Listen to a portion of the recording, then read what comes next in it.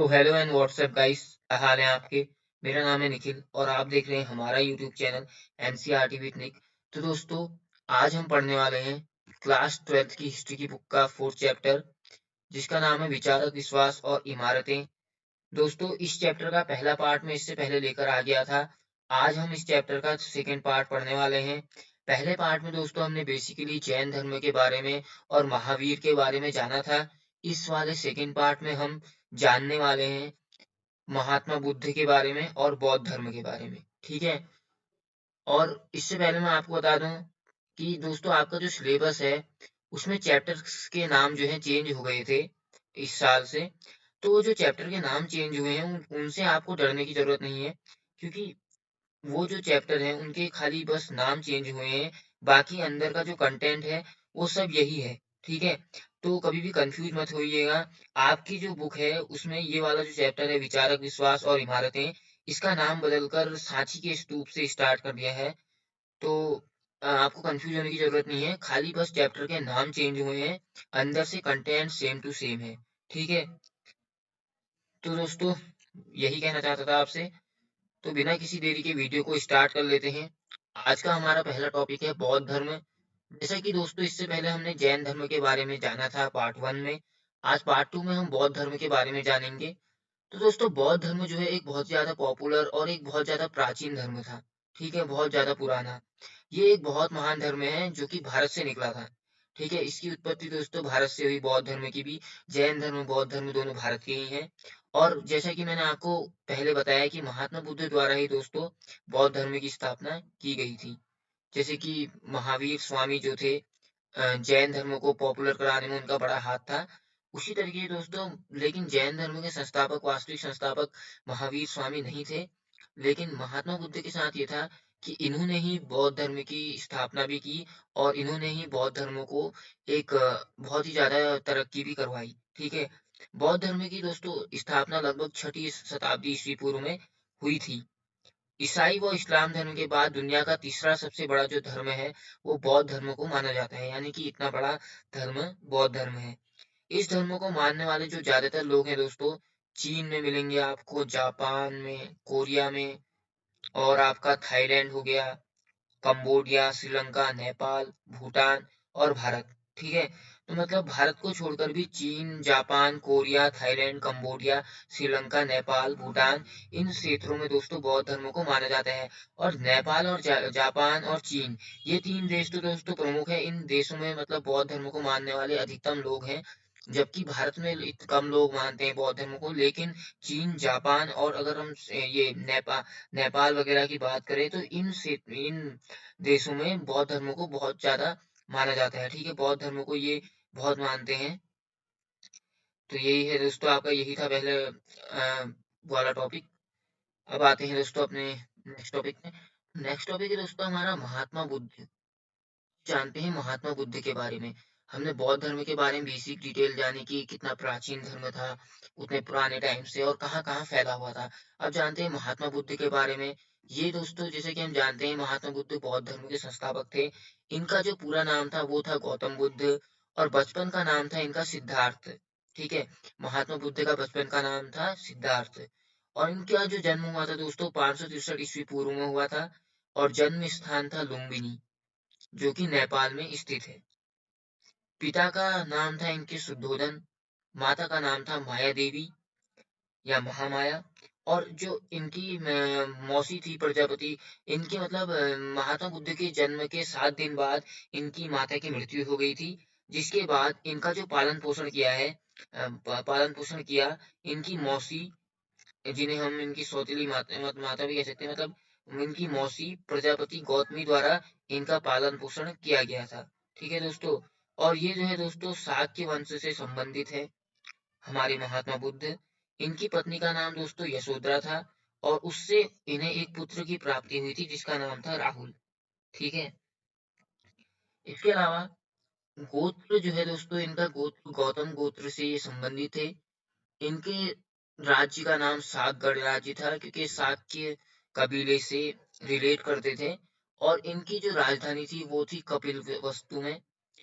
इनने जो है दोस्तों ज्ञान प्राप्ति की थी निरंजन पुनः पुनः नदी के किनारे, वट वृक्ष के नीचे दोस्तों, एक बरगद के पेड़ के नीचे जो है दोस्तों इन्होंने उड़न वेला बोध गया नामक स्थान पर जो है दोस्तों ज्ञान की प्राप्ति की थी।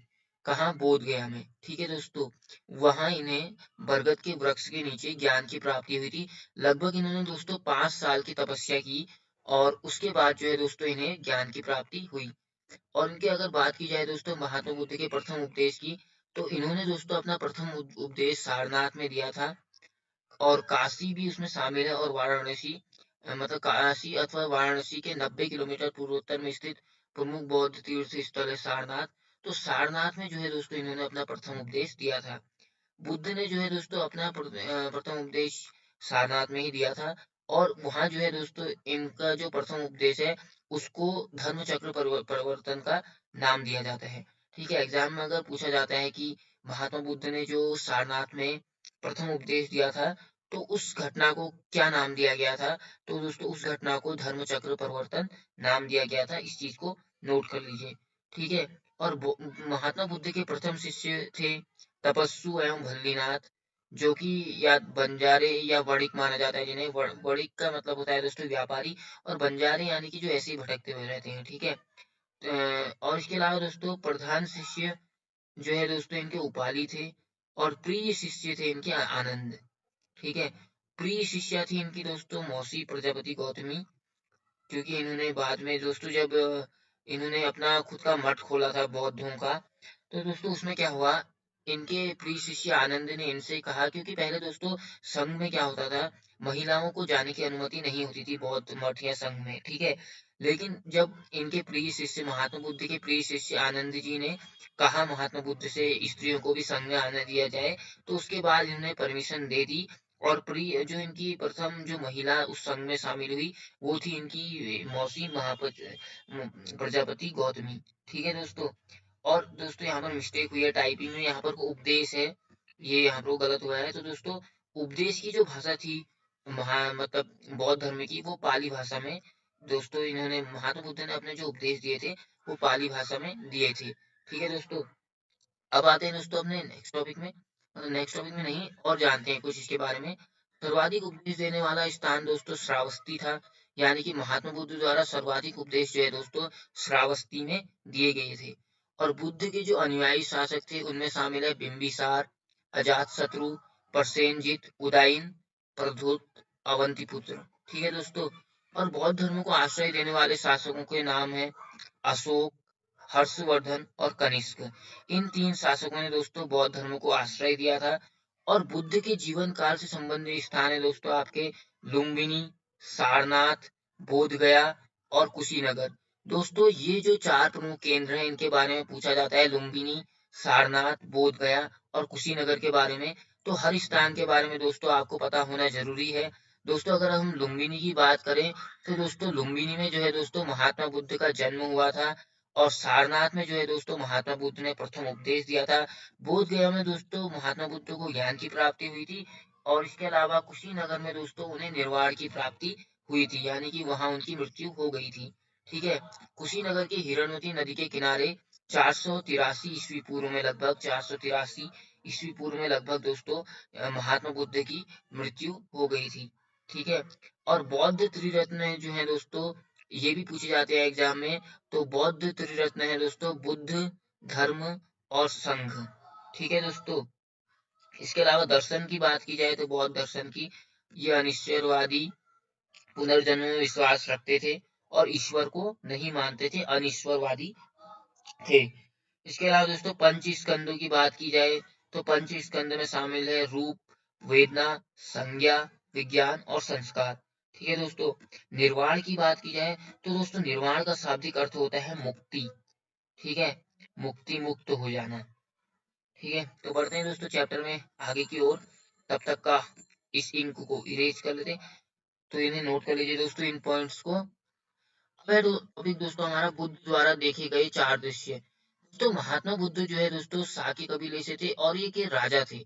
ठीक है, अब हम जानते हैं उन चार घटनाओं के बारे में जिनकी वजह से दोस्तों महात्मा बुद्ध का जीवन बदल गया। ठीक है, उससे पहले क्या थे दोस्तों, महात्मा बुद्ध एक राजघराने में रहते थे और एक शासक थे। ठीक है, तो अच्छी जिंदगी थी उनकी, कोई जरूरत नहीं थी उनको इतना त्याग करने की। लेकिन चार ऐसे दृश्य उन्हें देखने को मिले जिनकी वजह से दोस्तों उनके विचार बदल गए। ठीक है, तो एक दिन क्या हुआ दोस्तों, उन्होंने अपने सार्थक को कहा, यानी कि जो रथ चलाने वाला है, कि मुझे तुम अपना हमारा राज्य घुमा कर लाओ। लेकिन जो है महात्मा बुद्ध के घर से ये जो है दोस्तों नियम थे कि महात्मा बुद्ध को घर से बाहर नहीं जाने दिया जाए, मतलब सिद्धार्थ को।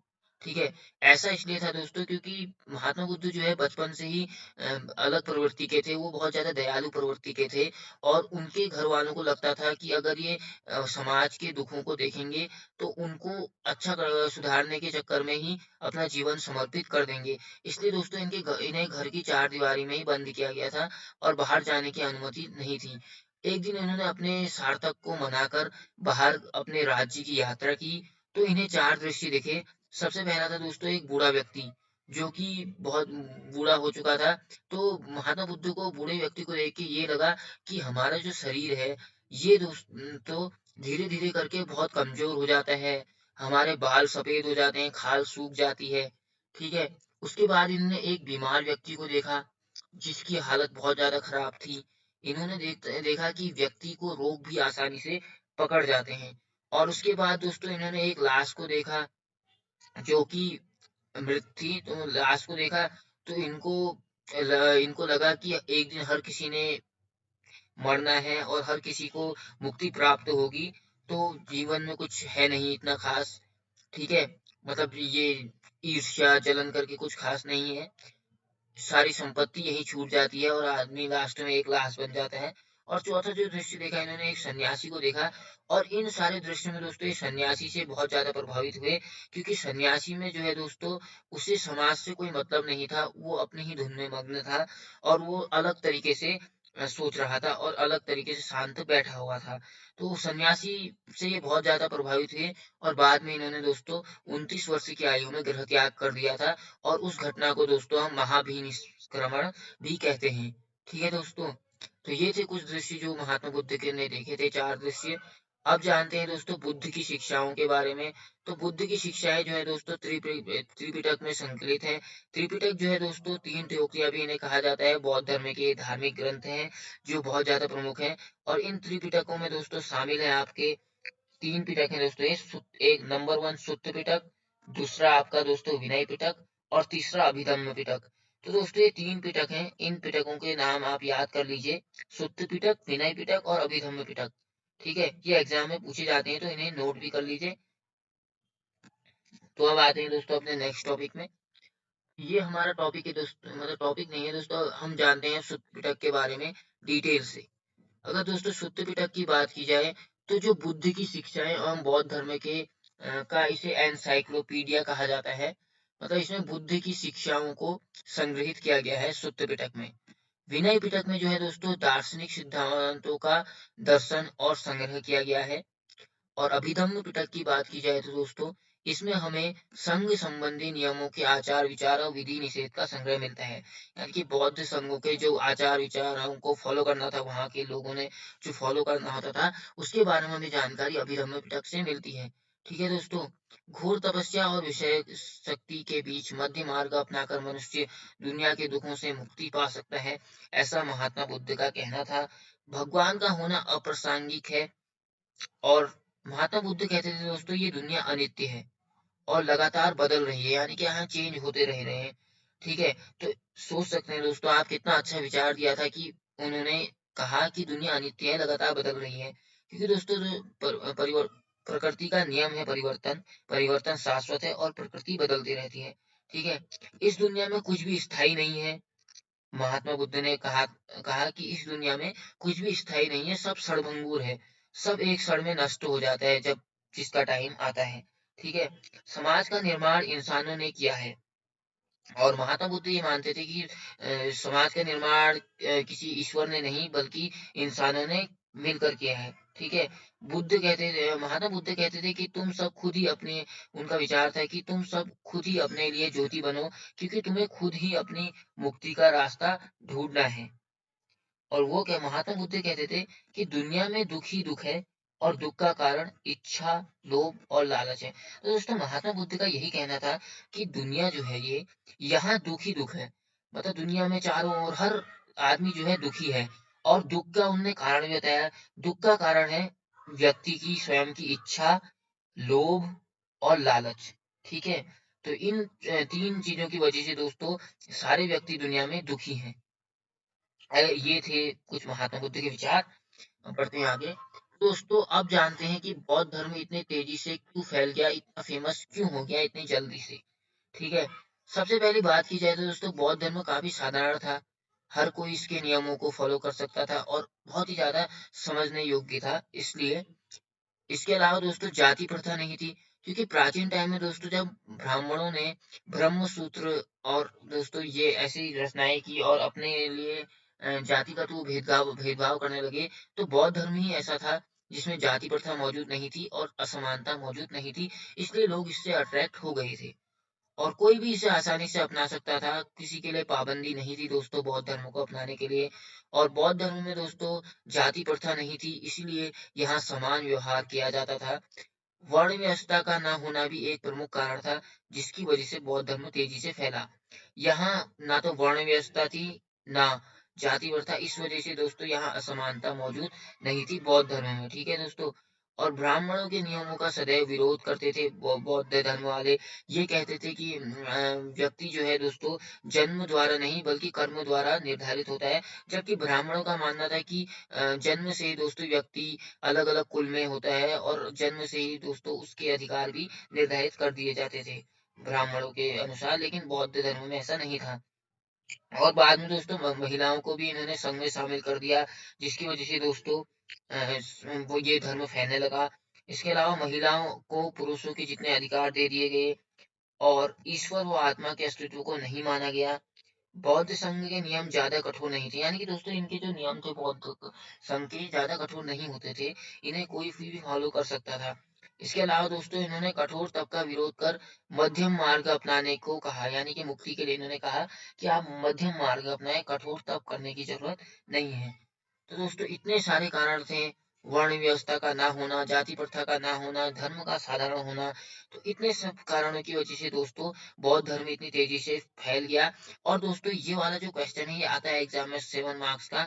अगर आप इतने पॉइंट लिख के आएंगे और इन पॉइंट्स के अंदर भी कुछ कुछ लिख कर आएंगे तो आपको 7 मार्क्स मिल जाएंगे। तो दोस्तों इन पॉइंट्स को नोट कर लीजिएगा। ठीक है, इन पॉइंट्स को आप नोट कर लीजिएगा। अब बढ़ते हैं दोस्तों नेक्स्ट टॉपिक में। ये है दोस्तों हमारा हीनयान व महायान। ठीक है, तो दोस्तों ये हीनयान और महायान क्या है मैं आपको बता दूं। दोस्तों जब महात्मा बुद्ध की मृत्यु हो गई तो उसके बाद जो बौद्ध संप्रदाय संघ है वो दो संप्रदायों में बढ़ गया था। एक था आपका हीनयान और दूसरा था दोस्तों महायान। अब हीनयान और महायान में अंतर क्या था उसको जानते हैं। दोस्तों अगर हम हीनयान की बात करें तो यहाँ अर्हत आदर्शों को स्वीकार किया गया, यानी कि जो महात्मा बुद्ध के जो आदर्श थे अर्हत वाले उन्हें स्वीकार किया गया हीनयान में। पर महायान में क्या किया गया, ये जो बोधिसत्वों का आदर्श थे उनको इन्होंने स्वीकार किया, बोधिसत्वों की आदर्शों को। इसके अलावा हीनयान संप्रदाय में बुद्ध महान व्यक्ति के रूप में स्वीकार किए गए हैं, जबकि महायान संप्रदाय के लोगों ने क्या कहा, महायान संप्रदाय के लोगों ने बुद्ध को ईश्वर के रूप में प्रतिष्ठित कर दिया।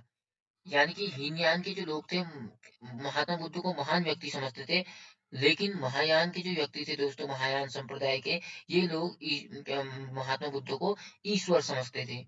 ठीक है, निर्वाण की प्राप्ति ज्ञान द्वारा संभव है, ऐसा हीनयान संप्रदाय के लोगों का मानना था।